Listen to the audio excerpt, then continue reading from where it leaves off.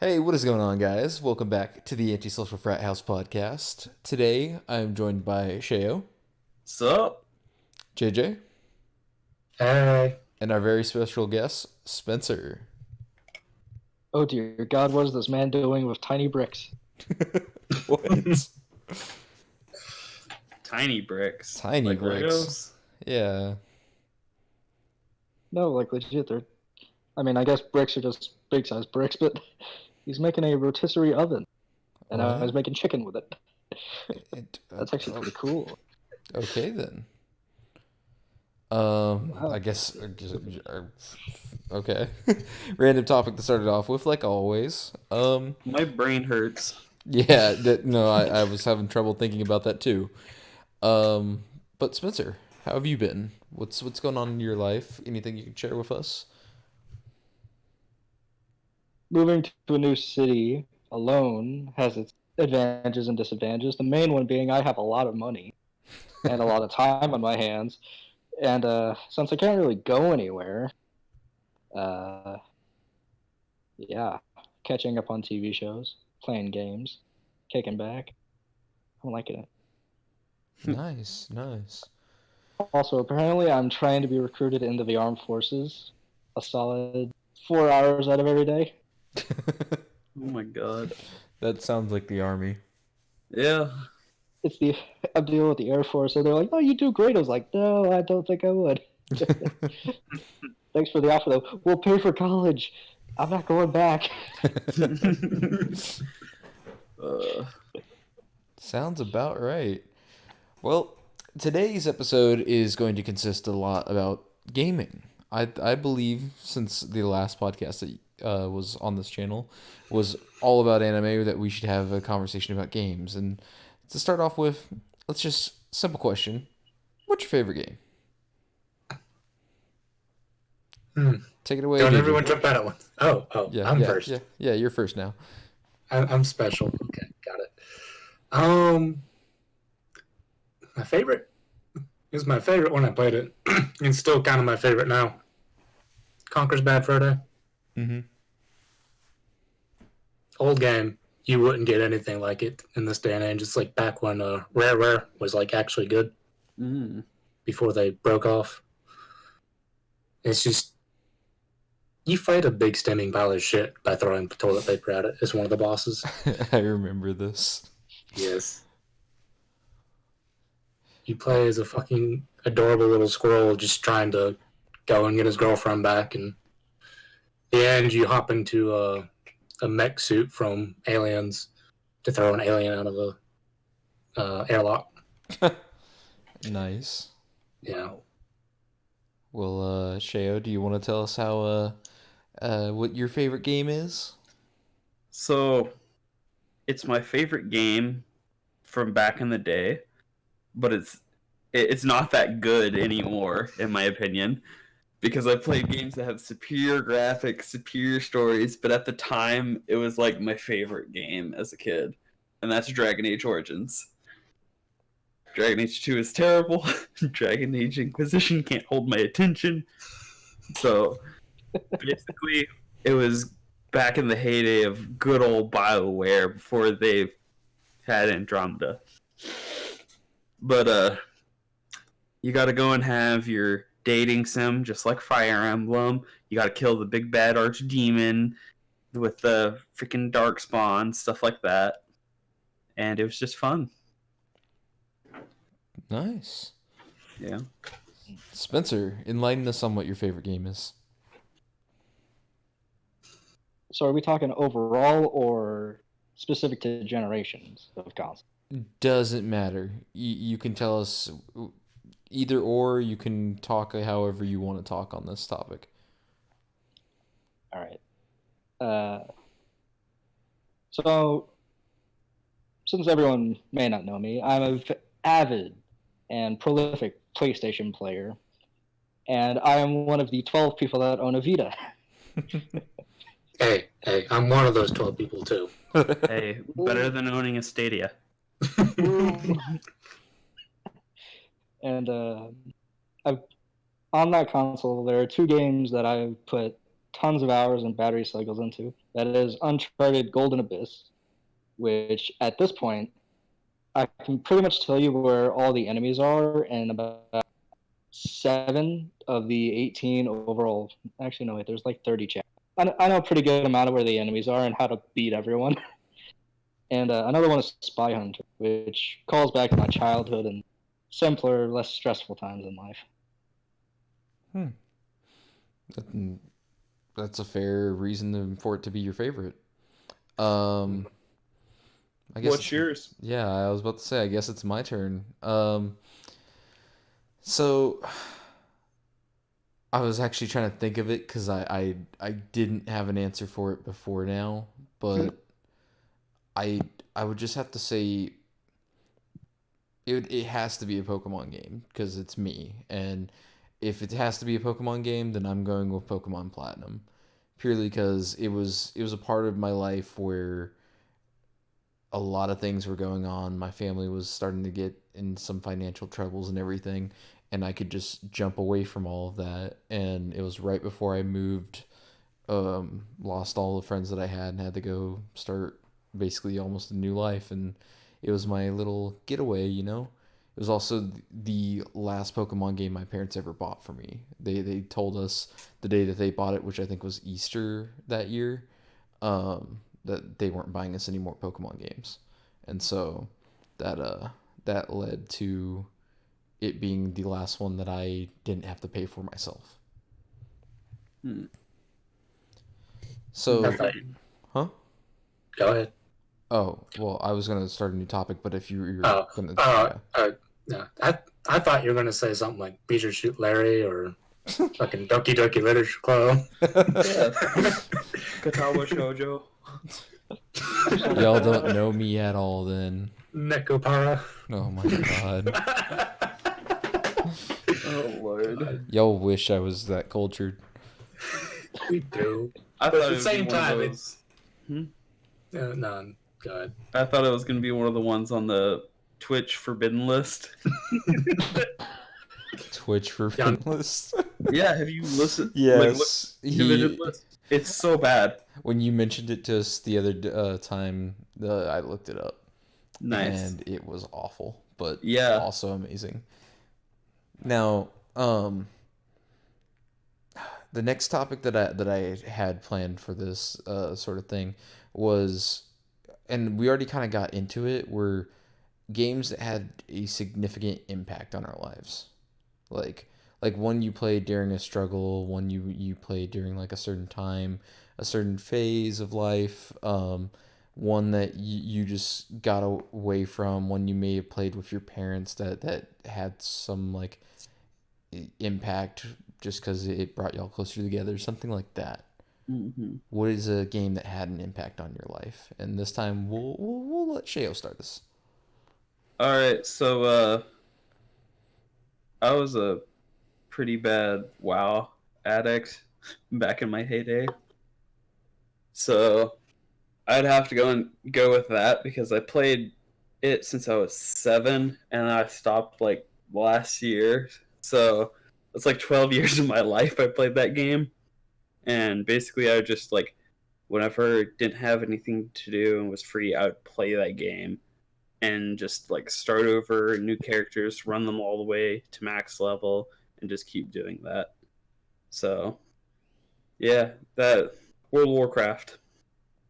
Don't get addicted, kids. Well, if that's all you got to say on that, I think Spencer, would you like to answer? All right, this is gonna sound like a very strange answer, but it's a gaming series that my family can always come together, play for about 30 minutes, and then we start yelling at each other. And that's any of the not Monopoly, any of the Lego games by Traveler's Tale. Now they release them pretty much every other year or whenever they decide to, and it's just a nice, wholesome, family friendly. I remember I was playing I think it was the Indiana Jones one for the longest time. Yeah. All right. Well, so let me ask you this: Indiana Jones or Star Wars for the Lego series? No way you gotta do this to me, man. That's a very hard choice. It is a very hard choice. Okay. Do you want me to come back to you, or do you want to you? No, I think I got it. Okay. See, part of the fun with the Lego games is they had full license to add certain things into the games and expand on missions that weren't in the base content or the OC. So in the Indiana Jones games and even in the Star Wars ones, you could play extra levels that would bring more context to what's happening in the story. They were like pretty much deleted scenes that you could play out. I would have to go with the Star Wars one for the fact of I love hearing and seeing more about the Star Wars lore and everything without going too deep into it because man, that is a rabbit hole, I tell you. Right. But yeah, I'd probably say the Star Wars one. Okay. There's also a lot of Indiana Jones Easter eggs in that one that I find funny. Well then, JJ, what is a game that has had an impact on your life? We'll probably have the same answer. Is for me, it's D1 or Destiny 1. Oh Yeah. crap. Okay. I had two that were for the same reason that I was actually going to share, but then you said that, and I was just like, oh yeah. That was pretty much like the start of our friendship. That was the start of like me actually kind of like socializing with people online because I used to like even before then I'd play COD, but I'd always keep everyone muted. Granted, it's a COD lobby. Having some little white trash kid yell the N-word in my ear just Yep. I mean, even today that happens. It's just the nature of COD. It's gotten a little bit better, I think, and because most of them have aged up a bit. I'll be honest, that was one of the many reasons why I stopped playing COD. Was just I was tired of the random yelling, the random like rap music playing in the background at full volume that you can't fully make out because it's coming through a mic. Like those type of things put me off of just playing in random lobbies. And then the fact that like a lot of my friends just kind of distanced themselves from COD. So it was like, that was specifically why I got out of that. I always find it funny when you get in like a gun match, you go and like kill this kid multiple times over, and then you get like into that after scene, and he goes, "I fucked your mom," and you're just like, "Bruh, what? Is this how you respond to me killing you?" Yep. Mid 2000s COD was so great. So toxic. I mean that was a majority of what it was like when I played COD back in the day, and I just didn't want to be a part of that anymore. But besides that, is that all you had to say about D1 being your significant game? To be honest, it's so significant. I wouldn't be here right now if I didn't play D1 with you, Brent, Casey, all them. You wouldn't be here if it wasn't for me because I put him on D1. That's actually true. Yep. But so for me, I would have to say D1 had more of an impact if just because I forgot how much of an impact it has had and wasn't even considering the fact that we're both here right now doing this because of that. But what my answer was going to be before then, just so I have something to sort of say during this time, is both Halo 1, like Combat Evolved, and Pokemon XD Gale of Darkness, I think is what it was called. That's my favorite. Yeah, it was on the GameCube. Both of these games were games that I was a little too young to play, but we had them because we had an Xbox and a GameCube and everything. And my dad and I sat down and played them together. And he would go out of his way every now and again to like help me try and like keep the console on all night and make sure it didn't crash. So like we could continue our save because we didn't have one of the save things. Then we finally looked it up, found out that there was that, and went to like a Hollywood Video, which was combined with Oh fuck, god. was it Blockbuster at the time? I think it was Blockbuster, Depends on what year it was. it Oh, it that was like is, that's 2008. the stuff. So like, yeah, it just that was a game. Um, for similar reasons, I'd also say something like Crash Bandicoot, the first one or the second one, I think, just because that was a game that my grandfather sat down and like watched me play and like Mm. tried to give me tips on how I could like do a little bit better. But in that right, do do we want to kind of tell the story of me getting into D1? I don't think I've heard that story where Sheo makes you get in the new one. So, well, first off, I'll just say all of my friends at the time were playing D1. I mean, everyone from Ruben to even Spencer to Alexander, all of them were just like, "Oh, Taken King. you need to play Destiny. Like you need to get this game. It's on PlayStation. The and at the time I didn't have money for a console. I didn't have a console, so because my PlayStation was broken, and I was just like, I would if I could, and that was kind of my answer just for saying like try to get them off my back. But at the same time, I didn't have the money to get a console. I knew my parents weren't going to get me one, so yeah, I just kept saying that, and finally, Sheo over here, uh, he, you know, Come on over.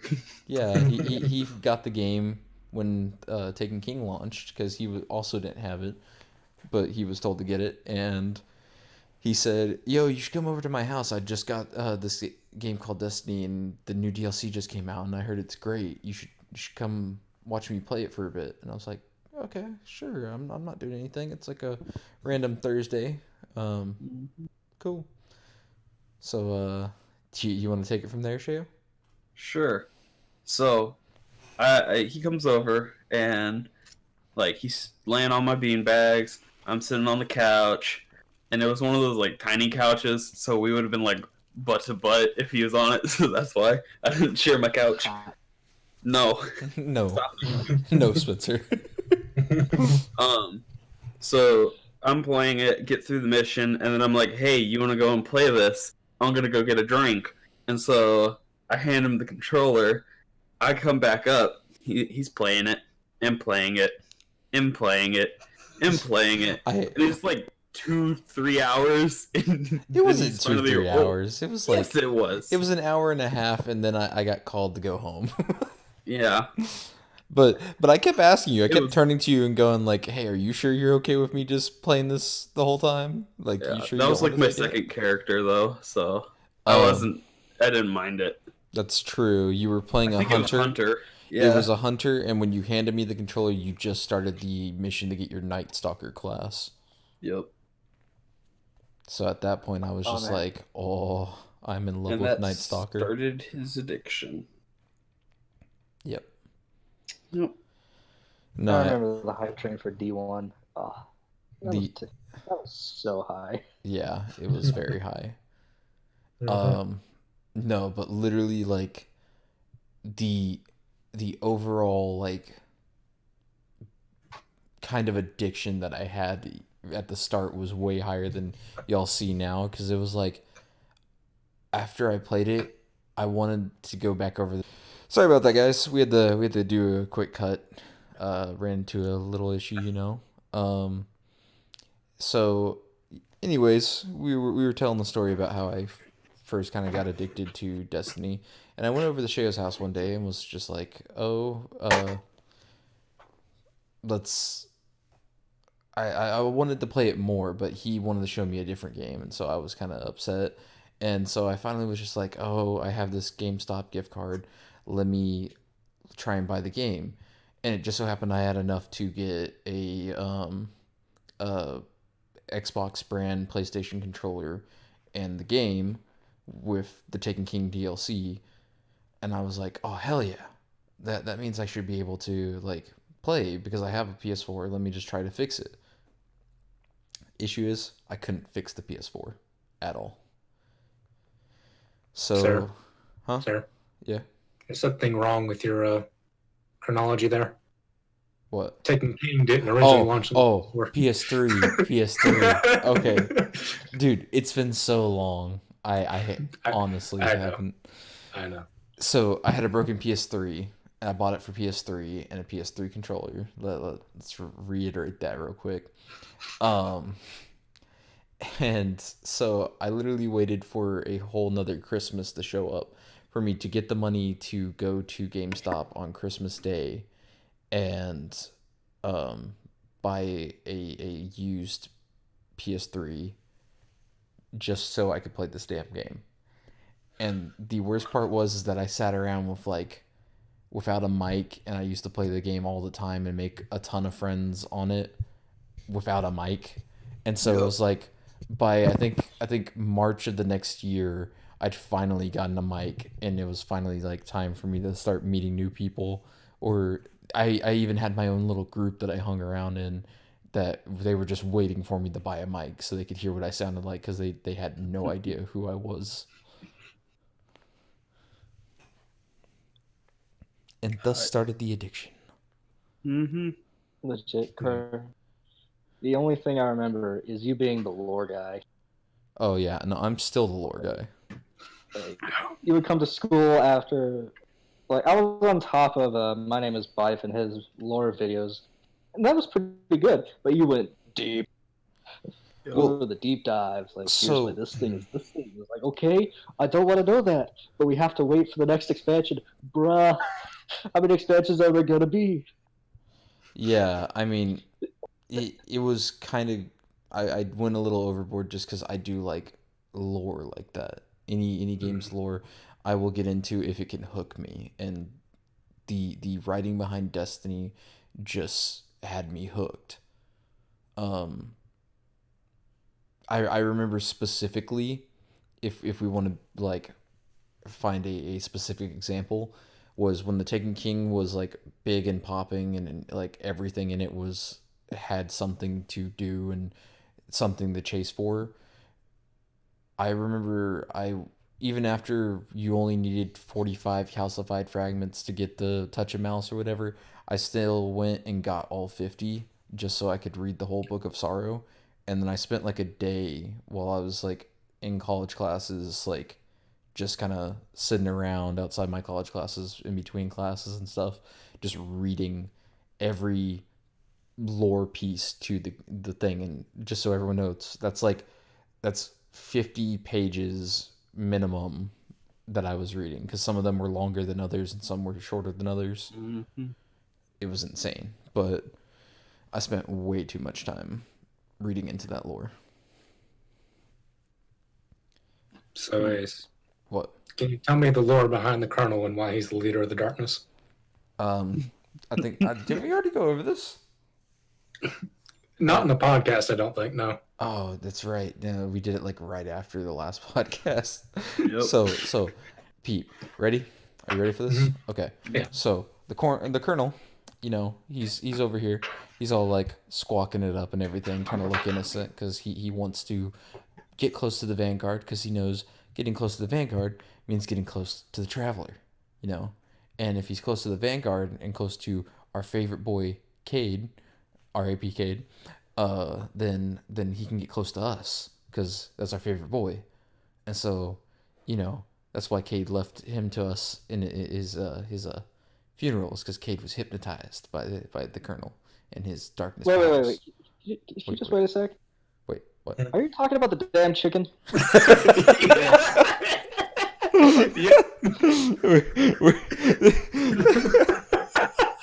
I don't think Spencer's in on the joke. Yes, we're talking about the damn chicken. He's the darkness. The chicken is the tongue. No. Yes. The leader of the It darkness. tastes so good. Mm-hmm. The That's darkness why. tastes good. Oh my lord. They have cookies. Didn't you know? And KFC. Come to the dark side. We have cookies. Kentucky Fried Colonel.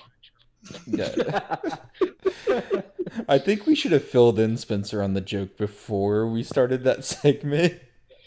Oh well. But I No, think this it's is still like made the- for just a funnier. great random cut Wait. Are you talking about the damn chicken? Yep. Perfect.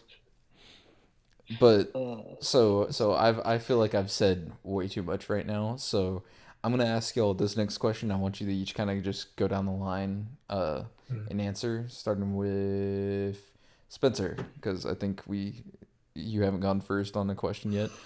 Is there a game that you've ever kind of gotten into in that sense, like how I was talking about Destiny, where the lore or like something in the game enticed you to just get hooked hard and to the point where you just kind of had your friends staring at you like, I get that you're into this game, but fuck, dude, you need to kind of chill, like y'all do me.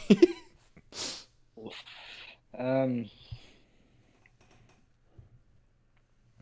the only game that's kind of grabbed me like that recently, or that I can think of, is it's a toss up between the Outer Worlds and Fallout 3. 'Cause I got Okay. really hardcore into both of those, Any like and examples per se?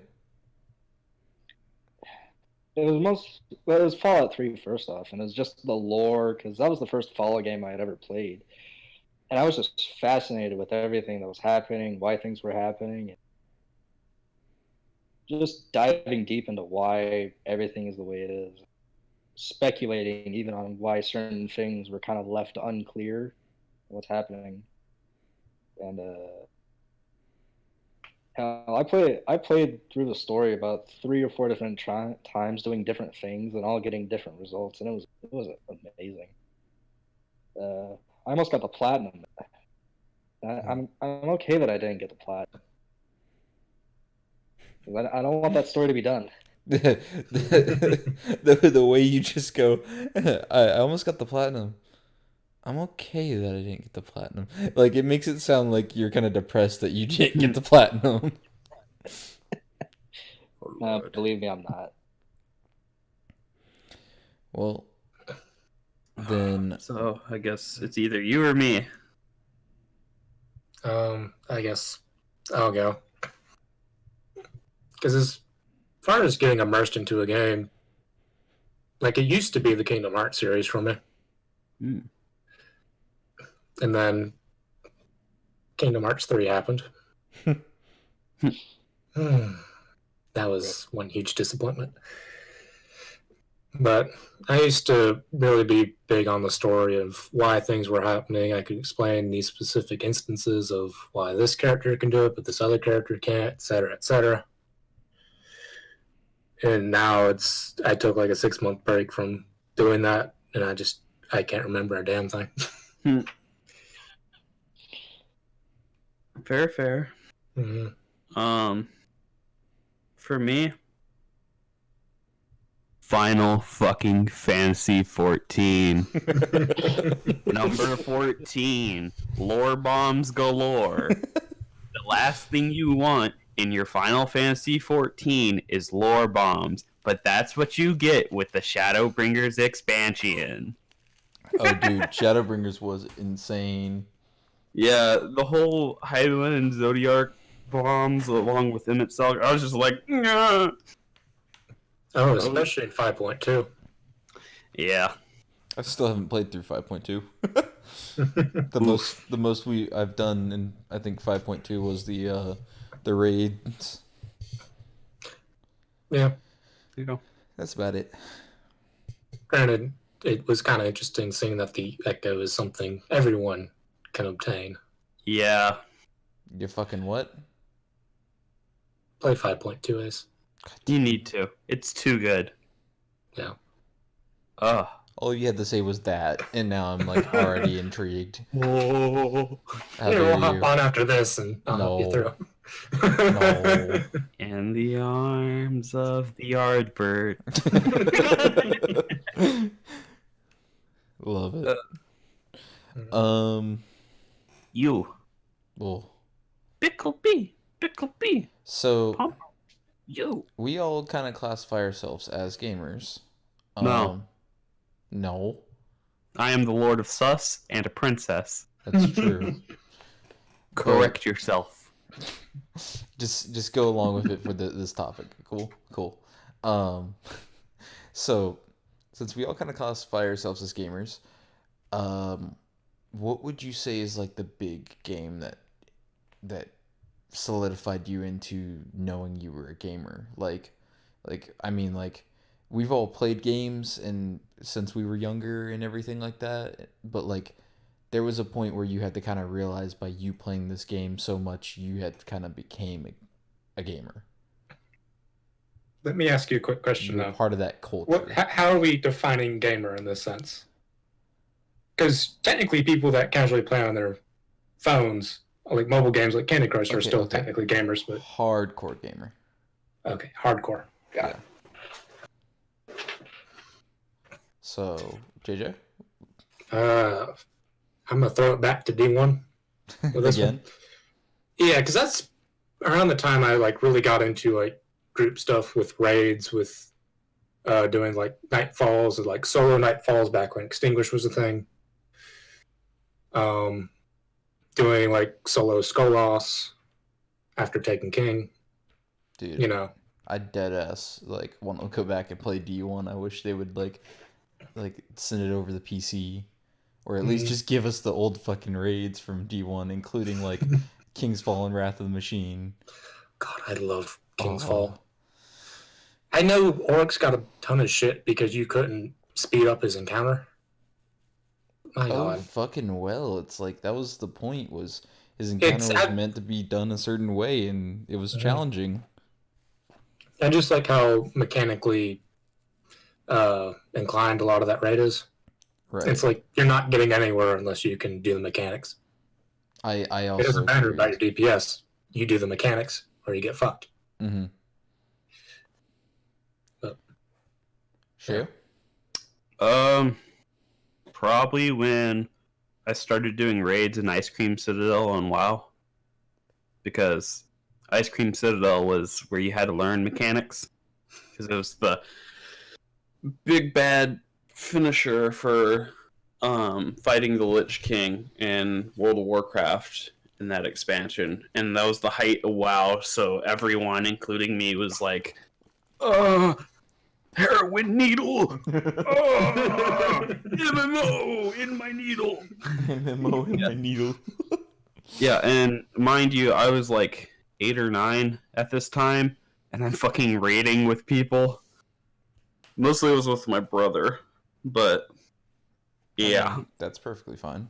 I would spend like hours raiding every week.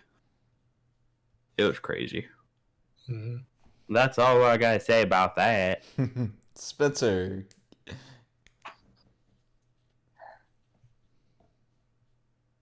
He's Could you repeat the question? Because I kind of lost track after laughing about that. Playing WoW for 15 years, that's a lot of money. When did you kind of feel like you'd become more of a hardcore gamer? Like, what game solidified that for you? Okay, this is actually really easy. It's when I tried to learn how to play Dwarf Fortress. Oh, so difficult. Legit, I tried to pick it up for a weekend. I got about halfway through learning the rules, and then I had to do something else with my family, and then I tried to pick it back up and lost it. And I've been trying to find that itch for a while now. That itch of, oh god, this goes deep. Yeah, I feel that. Now, the itch that you feel, is it like, is it one of those like you need it sort of itches, or is it one of the like, I could do without it, but it'd be nice if it was satisfied? I'll answer this. Right now I'm looking at my bookcase, and I can legit see the copy of The Lord of the Rings. It's about... Dwarf Fortress is deeper than The Lord of the Rings. And I like that amount of storytelling and lore inside of something so compact. Granted, The Lord of the Rings is pretty big, but I just love rabbit holes that I love going, that are fun to dive into. Right. Indeed. And that it's not heroin. It's more like a really good NyQuil. Puts you to sleep. No. That's But what NyQuil does. I know what NyQuil does. I'm just saying, but in a good way. Of I want to wake up so I can spend more time on this, as opposed to blazing through the night and then going to sleep, like crashing on the keyboard and not remembering anything. Okay. If you feel me. Don't talk about my writing abilities like that. So for me, I as much as I hate Call of Duty, like as a franchise, I would have to say Black Ops 1. Black Ops 1 for me was just the game that I spent probably the most time on that wasn't a Pokemon game. And it was kind of where I got into the FPS sort of games, like just shooters in general. That started for me at Black Ops 1. I give that story 1 out of 10 flaming comes. It's, for me, that game had a really good story that I love to follow. I'd played through it many times. The multiplayer was okay. Like, it improved in Black Ops 2. The issue for me was, once again, not having a console by the time that one came out. But Black Ops 1, I used to be, like, the third best player in my friend group. And I had, like, at that time, my old PlayStation account had a max friends list that you could have on PS3. It was all my friends played Call of Duty, but they all also played other games on the side. And I just remember having my friends over and us crashing at like 5 a.m., not realizing that we stayed up that late, but like literally crashing with, say, like we played zombies and the game over screen hit because we both passed out while we were in the middle of playing. Or like we might be like in a multiplayer match, we both crash, and then it does the whole Black Ops theme that you would always hear every time you tried to load up multiplayer, and it would give us an error because we timed out or something like that. It was just, at that point I'd realized I'd played so much of it that I was just basically a gamer and a hardcore gamer. The only other game that I probably spent more time on in that aspect and tried harder with in a competitive sense Doki Doki Literature Club. Oh no, you got me there. It was probably, to be for real, it was probably Pokemon X and Y, because that was the first Pokemon that I actually got into the competitive scene for, and I was breeding Pokemon left and right, trying to get 6 IVs on all my Pokemon, trying to EV and IV train them, trying to make them the best that they could possibly be. And I remember just anytime I would play against Sheo, I would just be like, oh god, he's about to fucking wreck me. God. This dude plays this game too fucking much. I remember. Yep. I remember specifically after I whooped Kevin's ass back in high school that he got into the same, like, into it the same amount that I was into it, and purposely, like, forged his way up to being my equal, because he was just like, dude, you fucking wrecked me so hard that one time that I had to show you I could get better. Indeed. Now, little different, more off topic, but kind of on topic. Sort of question. What is your favorite meme that's come from a video game? God. I can give you guys a couple seconds to think about it. Through prayer and sacrifice, the will of the star was made manifest. It's not even a meme, it's a quote. It's a meme. Let me go through my meme file. Oh, I like the Doom and Isabel meme that's popped up, but That's a good one. Oh, that's a really good one, especially recently. Oh yeah.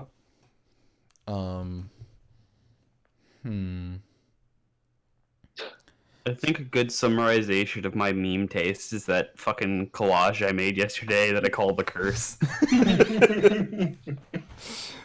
It's just so, for a little bit of context, we've all been kind of experimenting with photo editing softwares and stuff like that.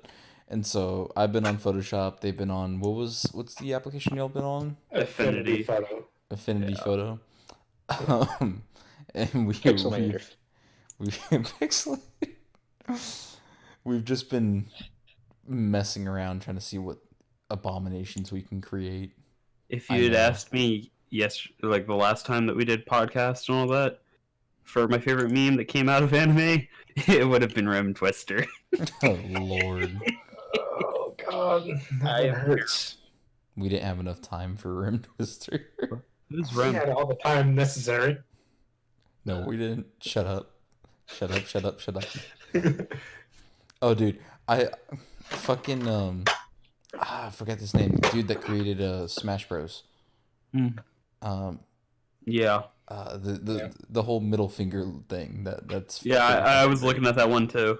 that or Keanu, he breathtaking.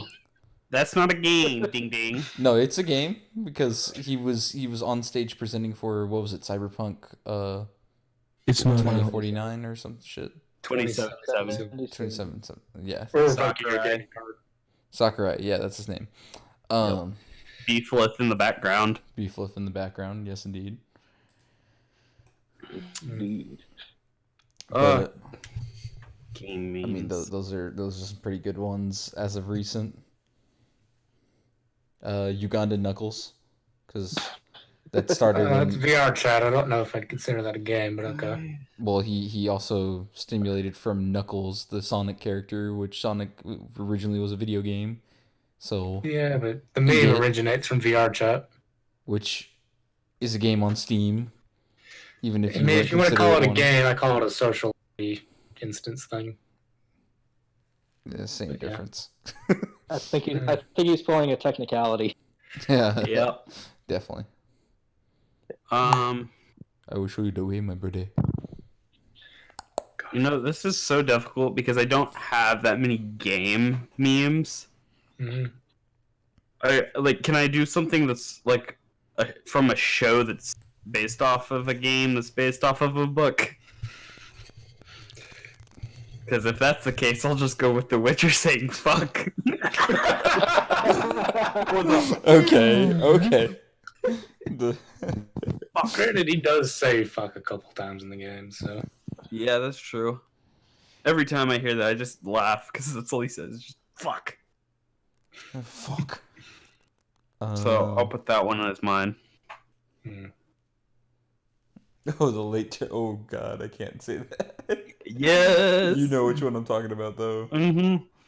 JJ, I'll send it to you so you can put it in whenever it comes to that time. Lord have mercy. Let's see. I'm looking through my memes. I'm not having a lot of game-related ones. I'm having game commentary. Oh! Say psych now. Say psych now. Yes. That one's from Smash Bros. And it's the Piranha Plant. Piranha Plant. Say psych. Say psych now. Say psych right now. That one's a really good one. Just gotta think of a few others here and there, but you never know what can be. Oh, Hey, aren't you my dad but younger? wait, what? Oh, I get what you're talking about. I made this for you. Oh yeah. What is it? Anthrax? Damn it. Oh, I miss the Anthrax scare days. Mm-hmm. Everyone was on their toes and scared of literally everything. 9/11. whoa! Spencer, focus. Find the game meme. Focus. I can't get distracted by 9/11. We're not aiming for the truck. Indeed. Oh my God. Indeed. We just totally skipped over that one. We've been saying it this whole podcast. Well, I was trying to avoid it because it is a meme Oversaturated. from a game. It's also one that was made popular by Bife and his crew. beef So in his crew. so was Yeah. Flaming Cum from Shax, but you know. Flaming cum.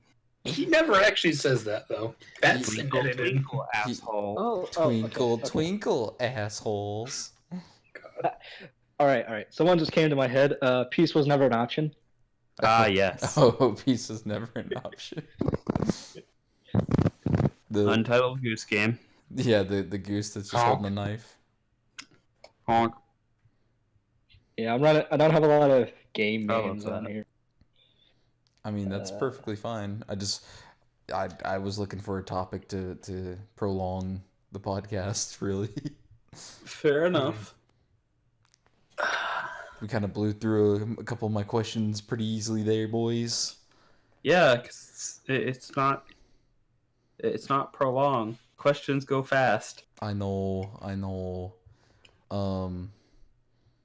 Questions do go fast, and that's why we always work better when we improv. Yep.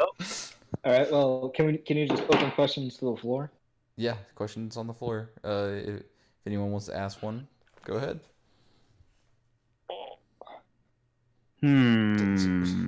Perhaps. You asked me to open questions to the floor, and you don't have a question, Spencer? I do have a question. I was just waiting for someone else to jump in. I will throw a chair at you. I will drag your ass out of your 5.5 house. hours. All right. So the question is, what game has emotionally destroyed Hmm. We already know he's going I to say know. The Last I of know what Us. JJ's is. He's I'm- clapping. I'm actually going to rule out visual novels because they're just books with pretty images. They're games. I want you to They're a choose-your-own adventure book with pretty images, okay? choose your own adventure. It's a game. Now say the game. Describe it. I want you to cry, damn it. I Oh, want no. you to cry. Play Emmy's route already, you fucking pleb.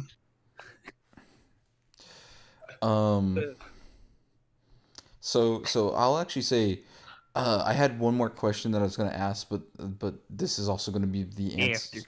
This is going to be the answer to that question, as well as the answer to your question. Xenoblade Chronicles, like the first one.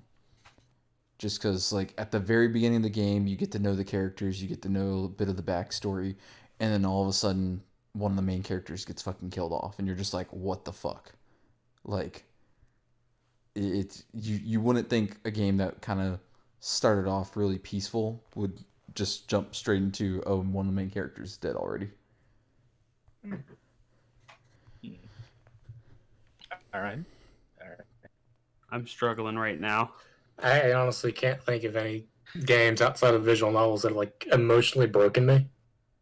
Because for the most part, they either tend to be not very story heavy, or they're just the story's so bad that it relies solely on the action and the gameplay. That's fair. Yeah, It's I like- can see that.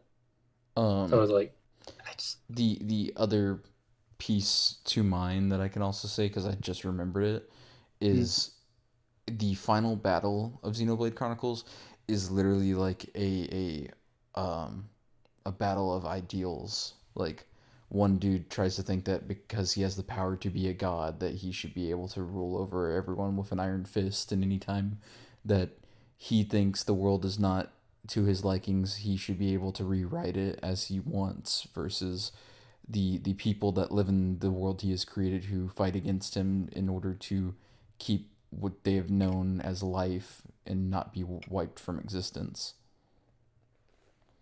Hot damn. Yeah, it's And we say no to fascists. yeah, pretty much. So that's another part of why I like it, is just because like it's definitely like one. The best way for me to describe that final battle is like an anime final battle, where it's like they're fighting against the big boss, and they're screaming out at the top of their lungs everything that they're thinking, like, and why they will always keep fighting against the villain until they finally land that final blow.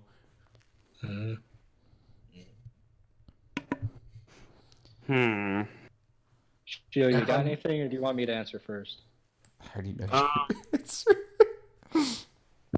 Uh, I'll let you go, but let me guess before you go. Is it The Last of Us? Last of Us is second. Oh, dang. I want to know what the first Oh. is. I don't know if you guys have actually played this, but it's a game called This War of Mine. Yes, that is so sad. I've had it downloaded for the longest time and just never played it. It's fucked up. Yeah. I mean, from the looks of it, it is. Oh, it is, and I actually got the soundtrack off, and there's one song called damn it, and I just left my mind.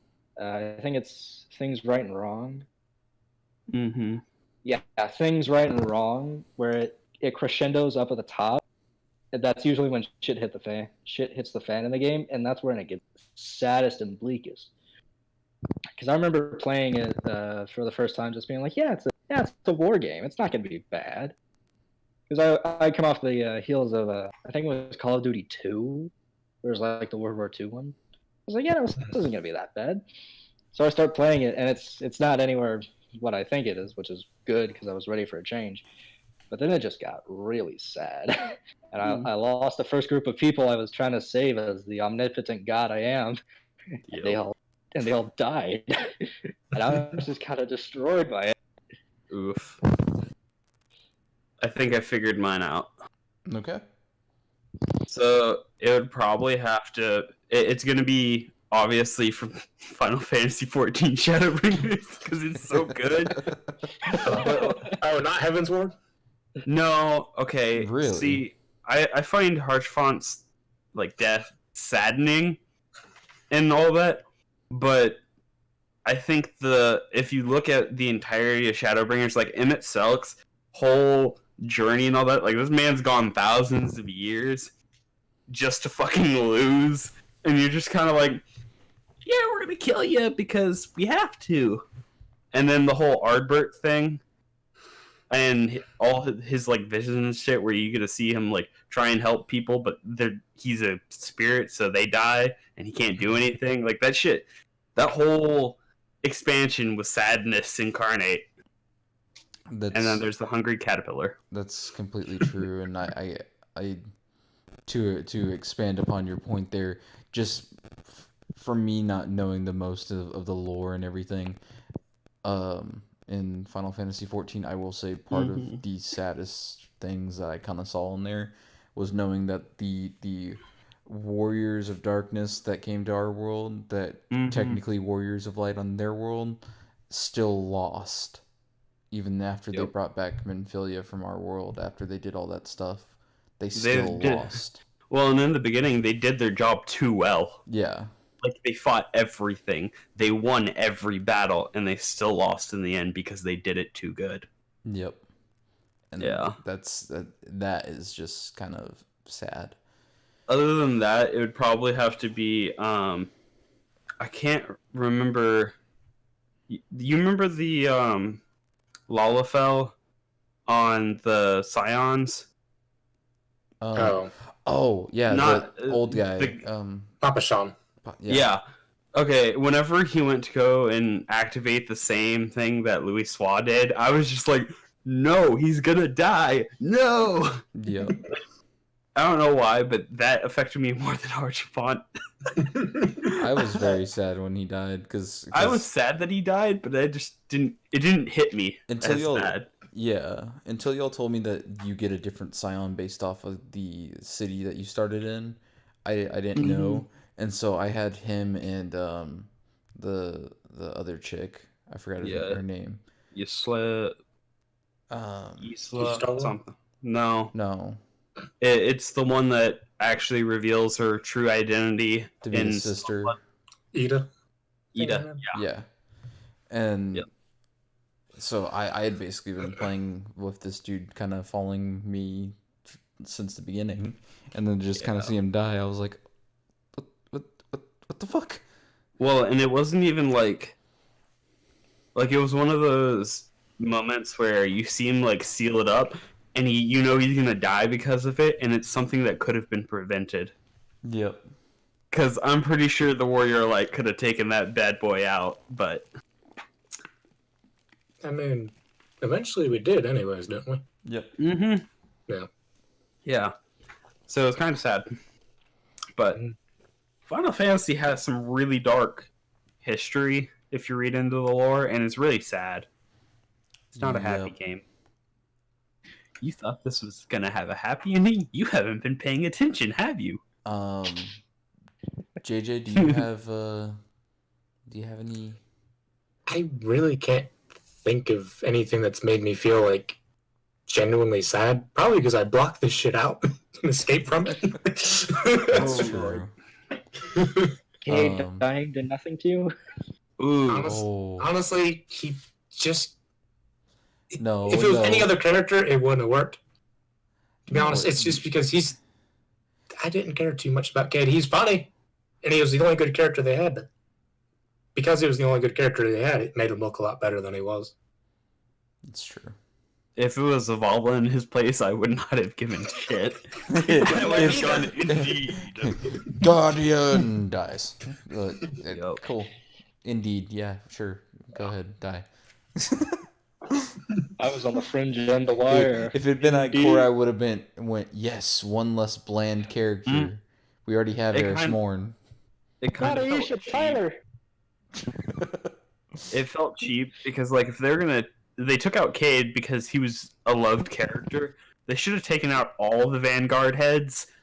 Honestly, just to rehash. If you're gonna take out Cade, because really, don't kill your good character off and leave the shit characters. like if they'd killed all three of them off, that would have changed the whole plot for the next year. Because it's like, then all the Guardians wouldn't have a Vanguard to look up to, so they just have to nominate someone. They could have a storyline about how they are fucking. The Guardians had no one to look up to anyway. Honestly, I've never seen a single Guardian that was repping Vanguard to death. Or what they could have done with Cade's death is used it to develop the characters emotionally, because like Zavala's just like, Cade is dead and we must fight, and I'm like, bruh. That was your friend. Aren't you gonna cry? Actually, I mean, Zavala was he wasn't emotional at all about it, really. But he was trying to think completely logical. He was like, he's like, look, but we don't need to be sparing the resources to go run a war into the Tangled Shore for no reason, because we're not going to be able to just get to Aldrin if we just start a fucking war.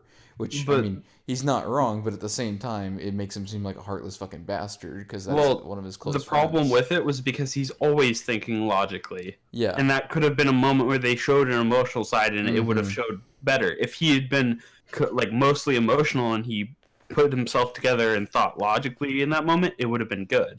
Yeah. It was bad choice of character development.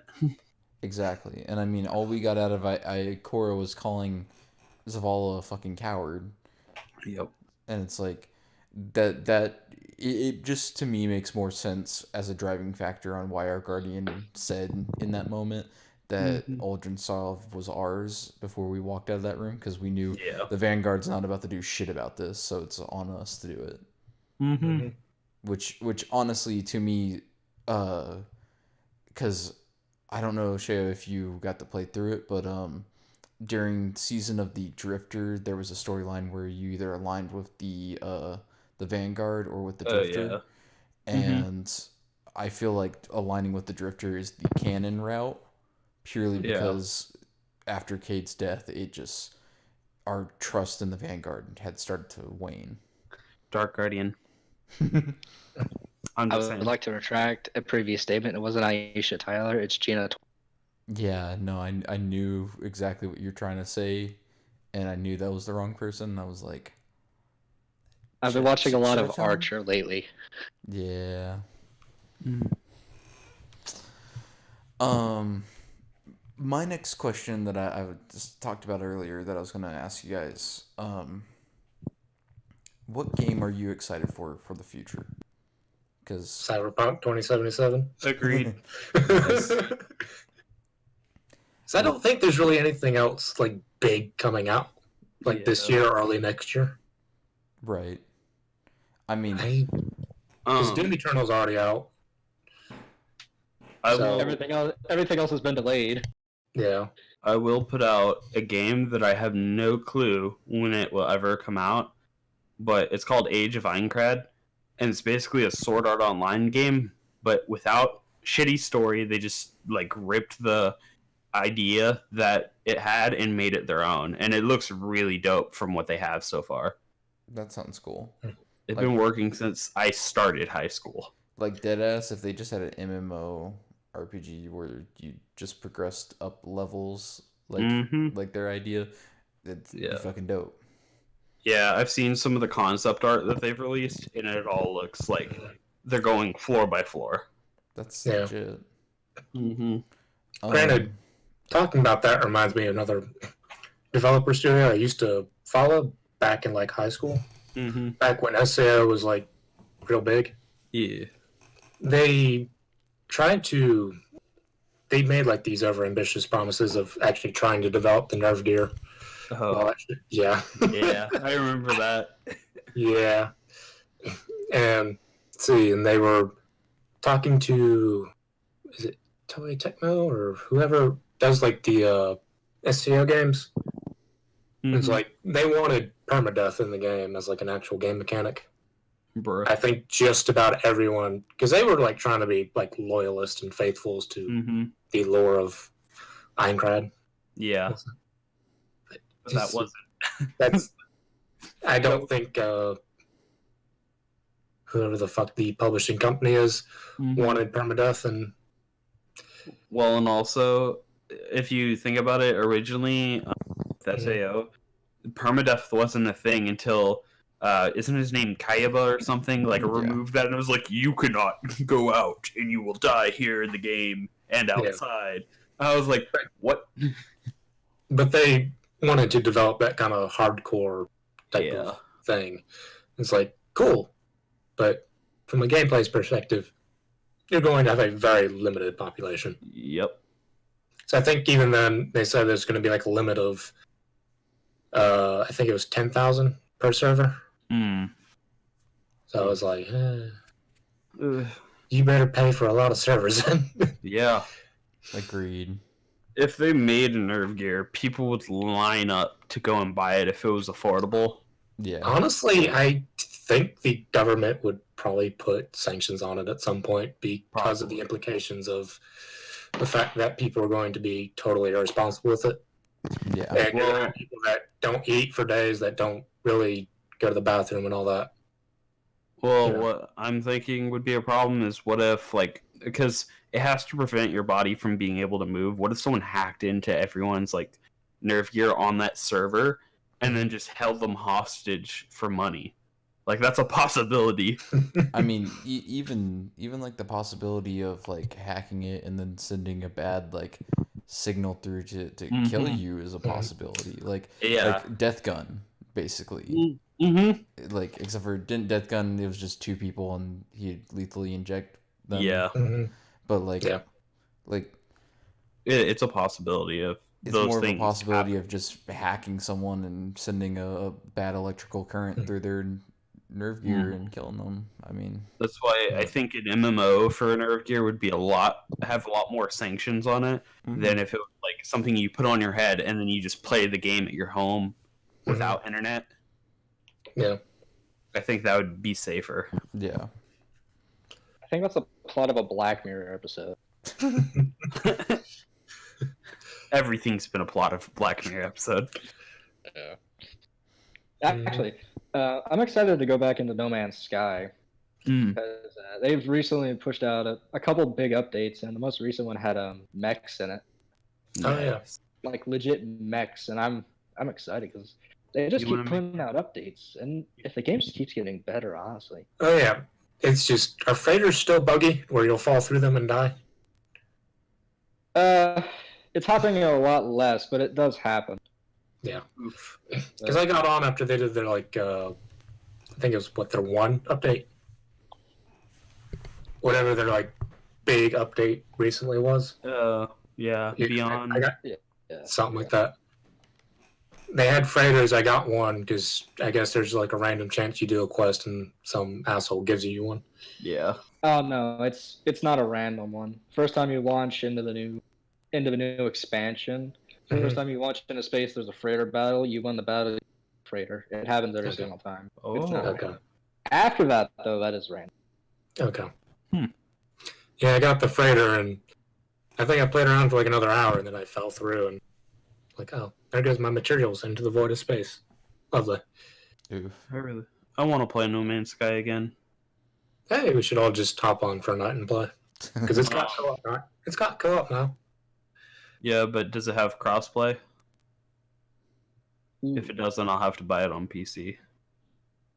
I don't think it. I- It probably doesn't. It probably. Yeah. I don't think it does. All right. Well, I'll just have to look into buying it. Oh. Hmm.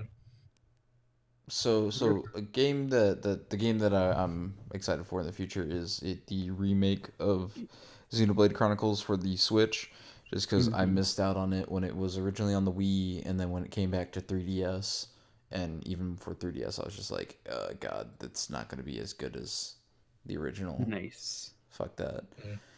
So I'm excited to see what it turns out to be like on the Switch. My only issue is that they've tried to upgrade the graphics to be better since it's going on the Switch, and they made the characters look a little more rounded to me. Like something about their old sprites made them more defined to me than the rounded faces that they have now. I just want the Metroid Prime trilogy to come on the Switch. Yeah. Nintendo's never going to announce it, though. Oh, no. They like to hold little, like, stick with a carrot above your head and say, no, Metroid Prime series. It's sad. Because they haven't released anything for... Sure it is, pal. Sure it is. They haven't released for anything for Metroid Prime since Metroid Other M. Interesting. That was about 4 years ago, I think.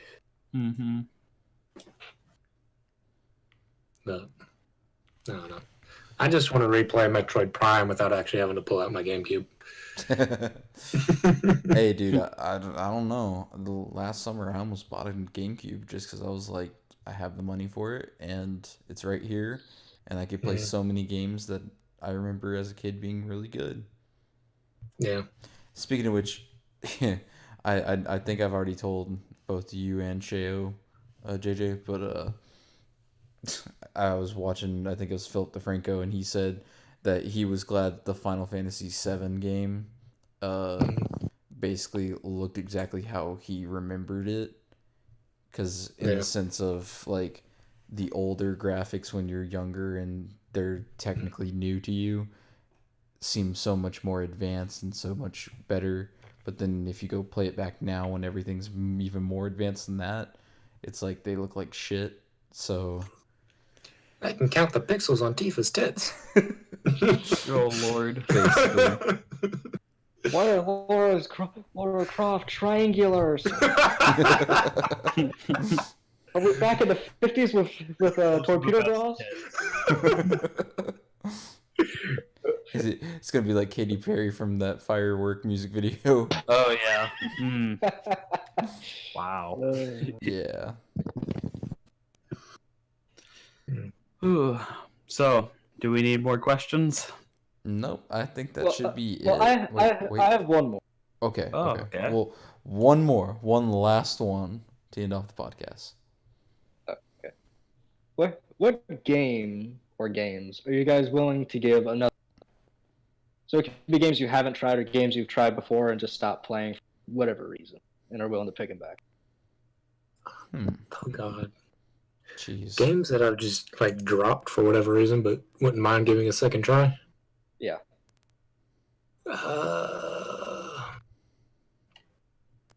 God. Probably for me, it would be Dragon Age Inquisition. I just have to muscle through the most boring parts of the game and get into the actual story, and then I'll be fine. For me, it'd probably be Hollow Knight. Mostly because, like, I went into it thinking, like, I'd have certain abilities at the start. No.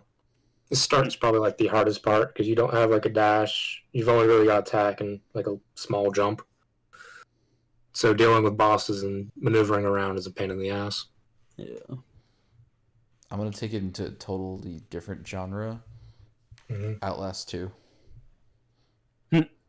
Really? Yeah. Outlast 2? Outlast 1 I could get through perfectly fine. It didn't really creep me out at all. Once we figured out that glitch, where it's not really a glitch. I mean, dude, even like I don't know if you remember, but it was me and I think Alexander that were the only two that weren't really afraid of the game at all when we were playing that one time. But well, I was scared until I figured out that they walk on a certain pattern. Yeah. And if you just sit there and learn the pattern, you know everything. Yep. I'd watched plenty of gameplay to recognize the pattern too. Yeah. I remember I wasn't really playing afraid of Outlast that. 1. Like the second I died and saw where I started, it's like 5 minutes back. I'm like, oh, there's nothing to fear. Like, I was never a big fan of it, but my biggest issue is it was jump scare of the game. Yeah. Yeah. And I hate jump scares with a passion. Yeah. Outlast 2 though for me was just so much more creepy. It was out in like a farmland. You were dealing with like cultist people of two different factions, and you're in the middle of this like sort of faction war between them while they're trying to one of the factions is trying to start Armageddon. And it's like all of a sudden like you're a camera dude that's I think married to a news reporter and like or some shit like that, or her husband's just trying to go on a wacky sort of story with her, and it's like all of a sudden your helicopter gets knocked out of the sky, she gets taken away by some people, you have to try and go find her, and then like next time you find her all of a sudden she's pregnant, but she wasn't pregnant before. Oh, how is she pregnant, and why does she look like she's 5 months pregnant over like 2 hours? What the fuck? There's also like just the fact that the creepy like hobo fucking people are like hiding in wheat and corn crop, and so like every now and again you will see their dark eyes just standing there outside a window, and then they'll just slowly back up into the crop and they're gone. You're like, what the fuck? Yep. It's just more of the idea that it's in the outside world and not stuck inside an asylum. Yeah. Like Outlast 1, it was confined to an area. Outlast 2, it's the fucking outside world. Mm-hmm. Yeah. I wish they'd like kind of remake Silent Hill 1 and 2. Mm-hmm. Kind of want to play them, but at the same time I don't feel like going through the process of downloading a PS1, PS2 emulator and finding the ROMs for them. Yeah. Well, that sounds about it. That does sound about it. So I think now is a good enough time to end the podcast. Thank you guys so much for watching. If you made it this far, drop us a like, subscribe if you want to see more, and links for everyone's YouTubes, Twitters, Twitches, whatever they want will be down in the description for this episode. And we will see you guys in the next meeting. Subscribble.